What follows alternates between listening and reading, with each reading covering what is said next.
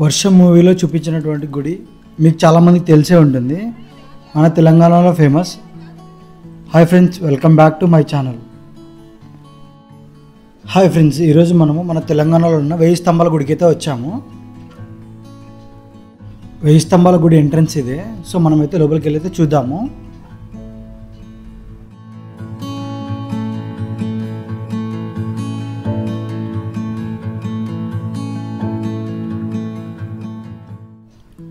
గుళ్ళో మనకి entrance ticket అలాంటివి ఏం లేవన్నమాట. సో మనమైతే స్ట్రైట్గా అయితే వెళ్తున్నాము.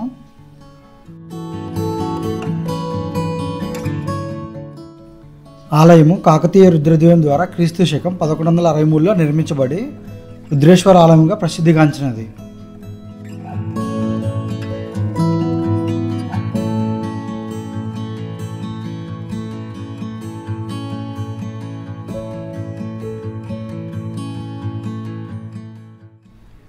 ఇక్కడ వచ్చేసి మనము గుడి లోపలికి వెళ్ళే ముందు ఇక్కడ చెప్పులు అయితే వదిలేసి లోపలికి వెళ్ళాలన్నమాట. సో ఫ్రంట్లో అయితే మనకి గుడి యొక్క హిస్టరీ మొత్తం అయితే ఇలా ఉంది, చూడండి.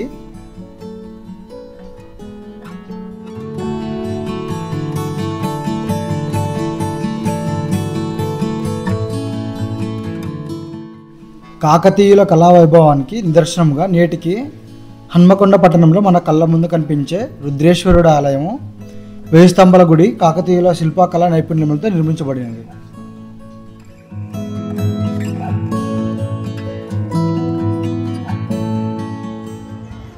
ఎంత బాగా చేస్తున్నాడు. నేను అప్పుడు వచ్చినప్పుడు అది ఇంకా కట్టేవాళ్ళు కాదు, అందరు కన్స్ట్రక్షన్ ఇప్పుడు కట్టినట్టున్నారు.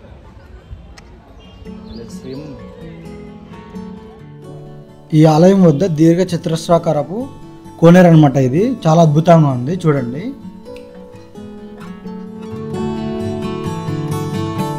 ఒక సైడ్ నుంచి అయితే మనం ఒక వీడియో అయితే తీసుకున్నాం, మొత్తం గుడి మొత్తము కోనేరు దగ్గర నుండి.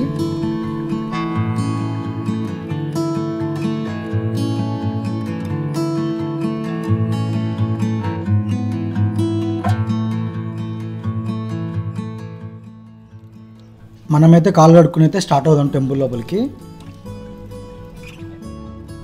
నక్షత్రాకారంలో త్రికూటాలయముగా పడమట, ఉత్తర మరియు తూర్పు దిక్కులలో రుద్రేశ్వర, వాసుదేవ మరియు సూర్యదేవ అనే 3 దేవుల విగ్రహాలు మరియు మధ్యలో మండపంతో నిర్మించబడింది.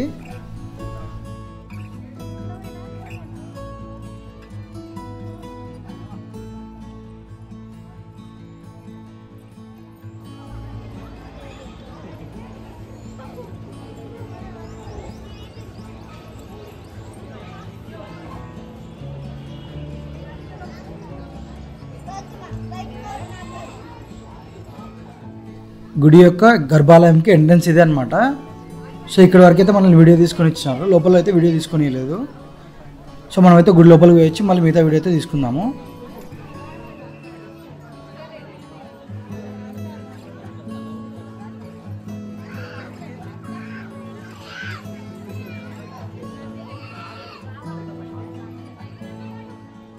మనకైతే దర్శనం అయితే చాలా అద్భుతంగా అయితే జరిగింది. మనం వచ్చింది ఆదివారం కాబట్టి చాలా రష్ అయితే ఉంది. భూమి నుండి 1 మీటర్ ఎత్తు వరకు ప్రత్యేకమైన పునాదులతో ఇసుకతో నింపి ఈ గుడిని అయితే నిర్మించారనమాట. సో చాలా గట్టిగా ఉంటుంది. భూకంపాలు, సునామీలు ఎట్లా వచ్చినా కూడా తట్టుకునే శక్తి అయితే ఉంది ఈ గుడికి.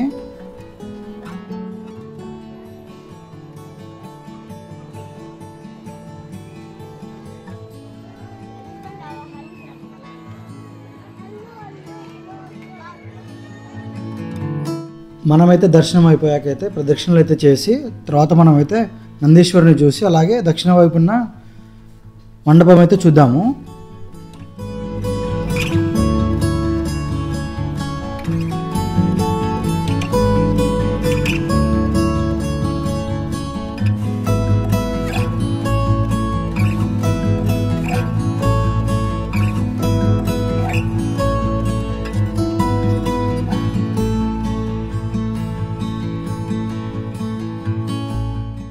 వెయ్యి స్తంభాల మండపముకు మరియు ప్రధాన ఆలయానికి మధ్య గల ఖాళీ స్థలంలో నందీశ్వరుని విగ్రహం అయితే ప్రతిష్ఠించారు.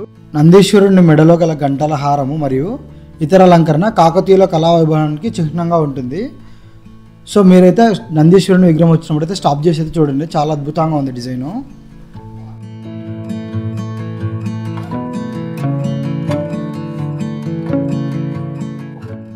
దక్షిణ దిశలో 1000 స్తంభాల మండపంగా ప్రసిద్ధి చెంది 300 స్తంభాలతో నిర్మితమైన మండపం కలదు. ఇది అన్నమాట అది.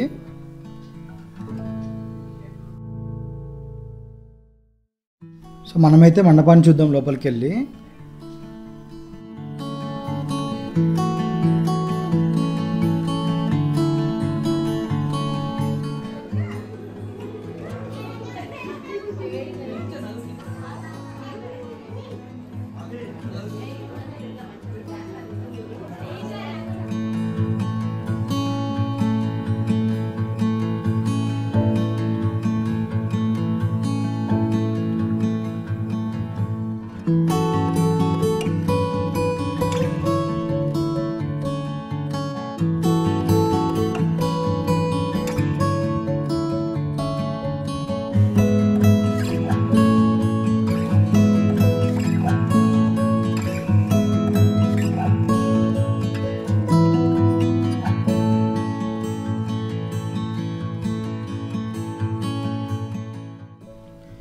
అందంగా చెక్కిన స్తంభాల పైన ఆలయంపై కప్పు మరియు చూరలాగా చుట్టూ మలిచిన పైకప్పు చివరి వరకు కర్రలతో చేసిన కప్పుతో కనిపిస్తూ కాకతీయ శిల్పుల ప్రతిరూపంగా నిలుస్తుంది.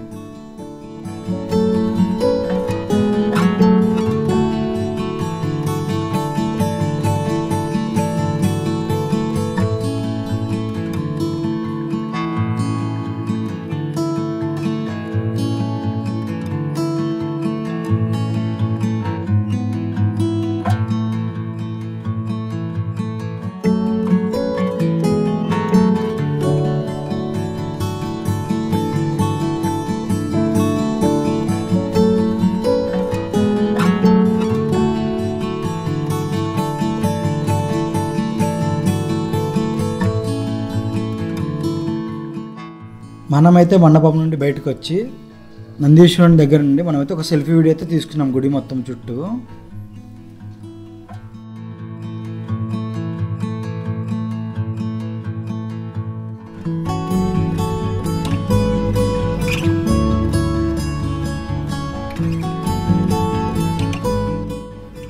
ఇది వచ్చేసి మనకి ఆలయ మండపము. 300 స్తంభాలతో అయితే ఈ ఆలయ మండపం అయితే నిర్మించారు.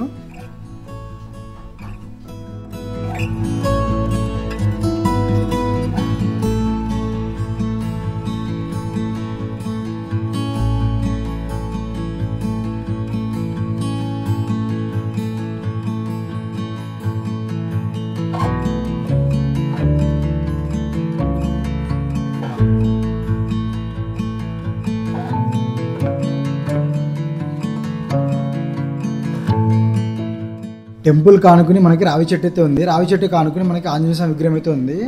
ఇక్కడైతే మనమైతే దర్శనం చేసుకున్నాము. అలాగే మనకి టెంపుల్ టైమింగ్స్ వచ్చేసి మార్నింగ్ 6 నుండి నైట్ 8 వరకు అయితే ఉంటుంది.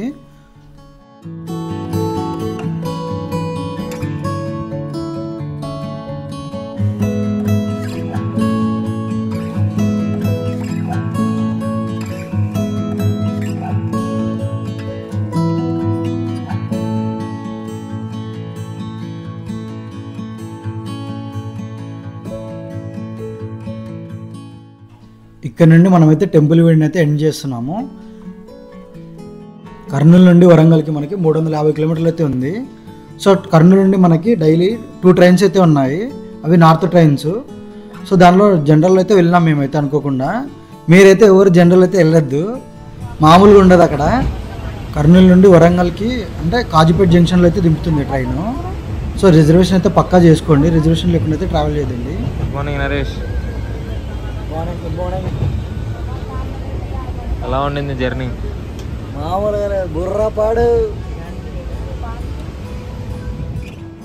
ఈ ట్రైన్లో వీడియో వచ్చేసి మనం రిటర్న్లో వచ్చేటప్పుడైతే తీసుకున్నాము. ఇది తుంగభద్ర రివరు. సో మనమైతే కర్నూలు రిటర్న్లో అయితే ఎంటర్ అయిపోయినాము.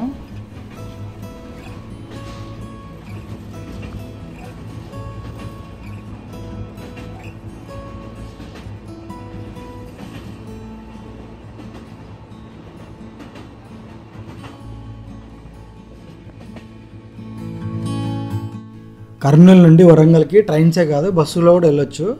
సో బస్సులో అంటే మనమైతే హైదరాబాద్ వరకు వెళ్ళి హైదరాబాద్ నుంచి నెంబర్ ఆఫ్ బస్సెస్ అయితే ఉంటాయి.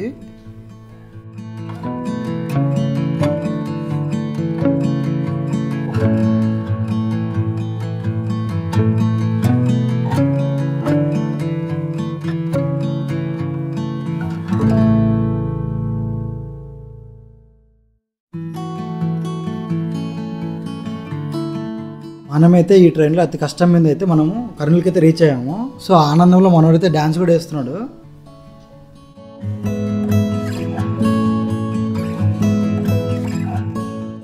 మన వీడియోని అయితే ఎండ్ చేస్తున్నాము. మన వీడియో నచ్చినట్లయితే please do like, comment, share, subscribe.